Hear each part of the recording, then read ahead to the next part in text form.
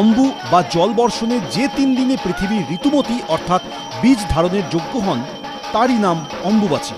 কামাখ্যাতে এই সময়ে দেবী ঋতুমতী হন। 3 দিন দেবীর বিশেষ পুজো হয় এবং মূল মন্দির বন্ধ থাকে। রবিবার থেকে অম্বুবাচী শুরু হয়েছে, চলবে বুধবার পর্যন্ত। অম্বুবাচী চলাকালীন দেবীকে স্পর্শ করা নিষিদ্ধ। এই কদিনের জন্য লেক কালীবাড়িতে সুতো দিয়ে ঘিরে দেওয়া হয়েছে দেবী মূর্তি। বুধবার পর্যন্ত মন্দিরে ঘট পুজো হবে। আচ্ছা, এই অম্বুবাচীটা কি?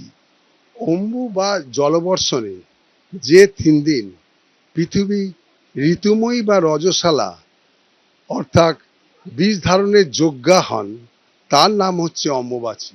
অর্থাৎ এই সময় বর্ষাকালের সূচনা হয়। সাধারণত আষাঢ় মাসের 7 তারিখে কৃষ্ণপক্ষে সূর্য মৃগশিরা থেকে 3 দিনের জন্য আদ্রাশিরা নক্ষত্রে যখন প্রবেশ করে তখনই এই সময়টাকেই শাস্ত্র মতে অম্বুবাচী। এই 3 দিন ধরিত্রী অপবিত্র থাকেন বলে এই সময় গৃহপ্রবেশ, বিবাহদি এবং সমস্ত মাঙ্গলিক কর্ম নিষিদ্ধ। এবং আর কি কোনো কোনো কাম্য এবং নৈমিত্তিক কর্ম, শ্রাদ্ধায় এবং দেব পিতৃতর্পণ, হল বাহন এবং বীজ বপন এই 3 দিনে করা যায় না।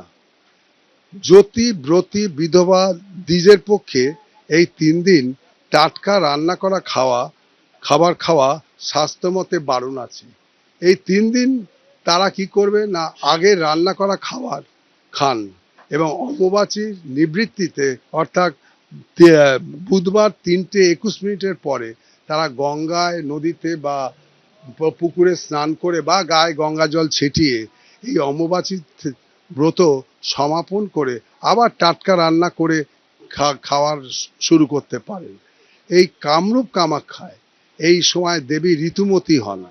3 দিন দেবীর বিশেষ পুজো ওখানে হয় এবং সারা ভারতবর্ষের মানুষ ওখানেতে দিকে নজর রাখেন এবং যান। প্রচুর ভিড় হয় এবং মূল মন্দিরও বন্ধ থাকে এবং দেশের অন্যান্য যেসব দেবী মন্দির, দেবী প্রতিমার মন্দির যেমন আমাদের এই লেক কালীবাড়ি, এখানেও কিন্তু একইভাবে মা রজস্বালা হবেন এই 2:58। তার আগে সব পূজা দিয়ে আমাদের কমপ্লিট করা হয়ে গেছে। এবার আমরা তৈরি হচ্ছি, মাকে আর স্পর্শ করা যাবে না কয়েক মুহূর্ত পর থেকে। সেই 3:21 মা স্নান হবে। মহাস্নানের পরেতেই কিন্তু আবার পুরনোভাবে পুজো আরম্ভ হবে। সেইটা আগামী বুধবার 3:21, 3 দিন এই জিনিসটা থাকে এবং তার মধ্যে এবং এই সময়তে কিন্তু মায়ের ভোগ হবে, ঘটে পুজো হবে এবং জনগণের মধ্যে এই ভোগ সবাই নিতে পারবেন। যারা বিধবা তাদের ক্ষেত্রেও কিন্তু কয়েকজন ব্যবস্থা করা থাকে, যেমন অনেকে এই সময় রান্না করা খাবার খান না, তাদেরকে আমরা কিন্তু এই মায়ের ভোগ যেহেতু প্রচলিত প্রথা আছে যে খাওয়া যায়, আমরা সেই জন্য ভোগের প্রচুর ব্যবস্থা রেখেছি। সারা দিন যাবত এই ব্যবস্থা থাকবে এবং আগামী বুধবার পর্যন্ত এই চলবে। আর কয়েক মুহূর্তের মধ্যেই আমাদের পুরোহিতরা কিন্তু এই কর্মটা সিদ্ধ করে মাকে কিন্তু আর স্পর্শ করা যাবে না। এই হচ্ছে আমাদের অম্বুবাচীর হচ্ছে মূল তথ্য। রবিবার সকাল থেকে মন্দিরে ভিড় জমিয়েছিলেন বহু দর্শনার্থী। অর্ণব মুখোপাধ্যায়, এবিপি আনন্দ, কলকাতা।